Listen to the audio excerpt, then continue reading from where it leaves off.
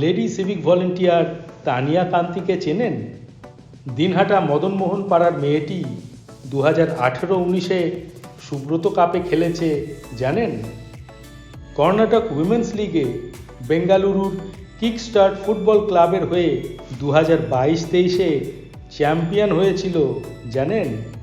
Dinhata girls high স্কুলের মেয়েটি অনূর্ধ্ব-17 বেঙ্গল টিমের হয়ে 2023-এ খেলো ইন্ডিয়া জাতীয় গেমসে রানার্স হয়েছিল জানেন?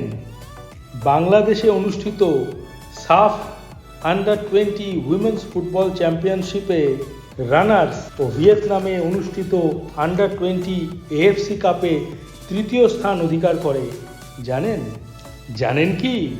কলকাতার শ্রীভূমি ফুটবল ক্লাবে খেলা তানিয়া 2023-এ কলকাতা উইমেন্স লিগে এবং 2024-এ ইন্ডিয়ান উইমেন্স লিগে চ্যাম্পিয়ন হয়েছে।